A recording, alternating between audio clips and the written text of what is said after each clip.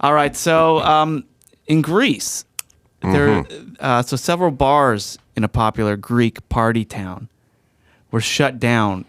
And I want to get your thoughts on this, because this is something you do when Dan Dunn would come in. But these bars would collect unfinished drinks and then sell them back to other tourists, according to local reports. But they would have to like funnel them back into the bottle and stuff, right? Yeah, well, they would serve them. They would serve them again to other customers as shots. Oh, as shots. Yeah, but not tell them. Yeah, I imagine as a customer, you would be buying the drink thinking. So you would have to find glasses. So you'd have to order like Stoli Neat or something. Like right. 2 fingers of Stoli Neat, and then you'd drink half of it, and then you'd put the glass down. Right. Yeah, you're not taking somebody's Mai Tai and putting that in. Right. How much of this could there be? Because wouldn't there be ice melting? Like most of it would all be scotch on the rocks. Seems right? like a lot of work for not that much return. Yeah, it does. But here's the thing. So a lot of these bars got in trouble for tax purposes, and also that they're illegally smuggling in their alcohol, right? So, so it's already, they've worked extra hard to get this alcohol into their bars. I mean, I get the grift where they're taking the pop-off vodka and putting it into, the Stoli or the, whatever, the Grey Goose bottle or something, because people fucking can't tell anyway. But I was having. I went to dinner with Chris Morgan and Fast and Furious Chris, and at some point he was like, Chris says he does the martini with monkey. I think it's called monkey gin, monkey bar gin, or monkey gin, or something like that. And one what's it called? Monkey gin? Monkey 47. Monkey 47, like super expensive nice, or whatever. Yeah, jeez. Right. So he goes, we'll get the gin. We'll get a gin martini with the monkey gin, and shaken hard, like a lot, real icy, lot pieces of ice in it, and then 1 olive and 1 onion in the skewer, and whatever. I go, sounds good. That sounds good. Yeah. I'll take that. So, see, here's how you know you're a magnanimous guy. When somebody orders their martini, I'll go, yeah, me too.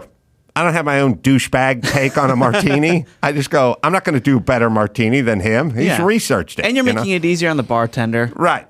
So, at some point, we drink the martini.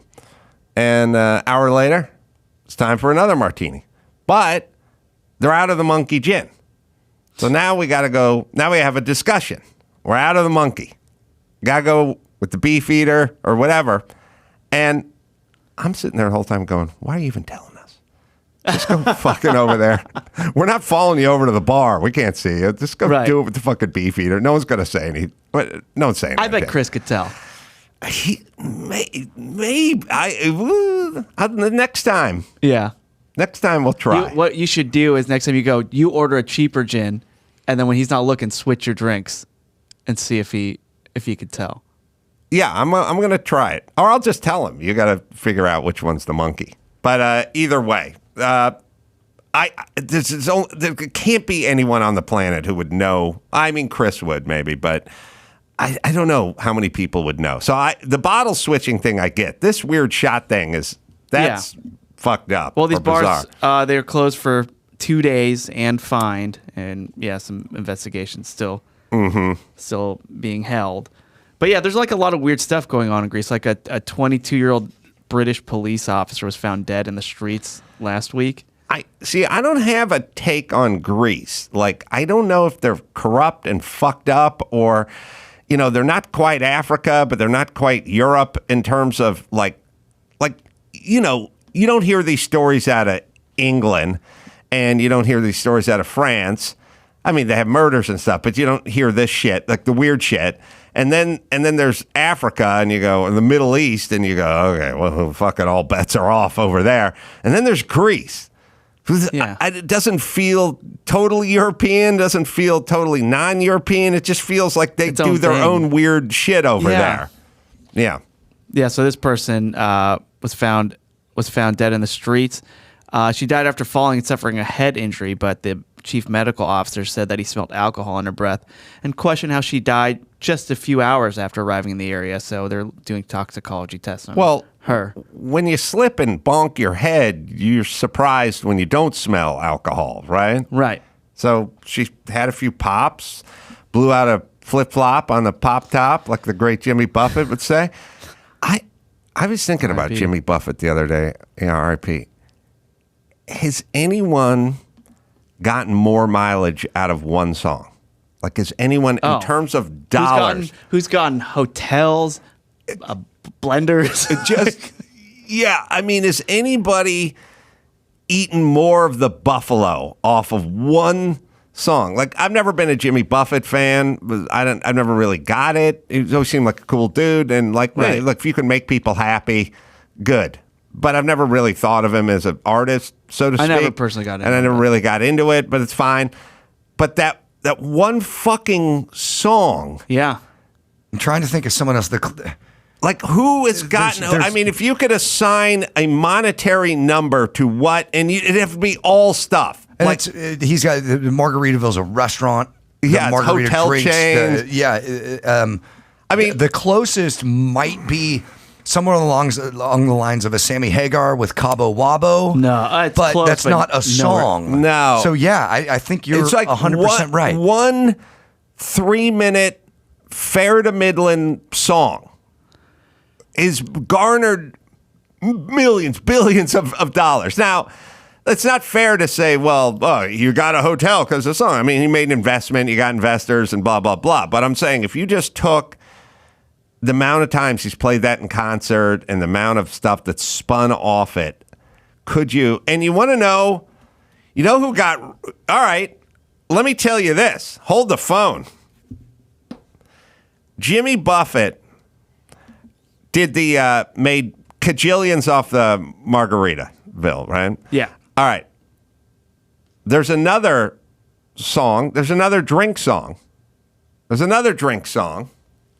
Equally as popular about another mixed drink, a very popular mixed drink, and Rupert Holmes didn't fucking make a nickel off of that He shit. didn't capitalize true. at all. There's a pina colada song and there's a margarita song. They're both were equally as popular. They're both, fair to Midland kind of, songs. One guy fucking made so much bank off of his one drink song, and the pina colada guy, dust in the wind. Yeah. Gone.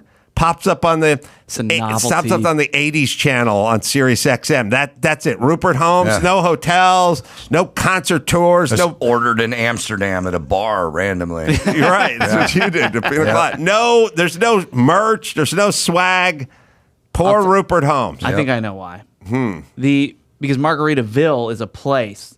If he put like Pina Colada Town on there or something and made it more Pina Colada Burg. Yeah. Exactly. There you go. Right. Yeah, he should have put a destination to it. But they're two drink songs that came out within 4 years. I mean, Pina Colada. When did those songs come out? Because they're not more than 2 or 3 years apart. I think you're pretty damn close, if not right on gotta the be- Escape Pina Colada came out in 79. And Margaritaville came out in 77. 77. Oh, 2 years. predated it. You're right on the money, though. I'm a good 2 years guesser. apart. Now, worst student in North Hollywood High. Now, I'd like to sit down with Rupert Holmes and go, man, I mean, you outlived the man, so that's a good thing. But in terms of capitalizing He's probably haunted. on your drink song, Yeah. I mean, Jesus Christ. And Buffett, I mean, 77, I mean, the guy had a 46 years, 47, just profiting off a shitty song from the 70s. One thing about Margaritaville, and this might blow your mind, it might not, but I only found out last year that the lost shaker of salt that Jimmy Buffett is looking for is a bag of cocaine. Oh, really? Yeah. Did not know that. Number 8 on Billboard, Margaritaville and the Pina Colada song. Number one, Couldn't do a Real goddamn thing Missed opportunity there with it. Rupert. Come on. All right. I'd like to talk to Rupert about it. That's all. He doesn't want to hear it. And You're just gonna upset him.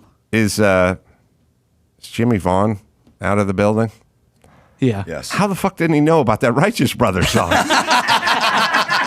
The fuck was a fucking top 10 hit where they wrote a song wasn't about listening rock to and the rollers radio. heaven.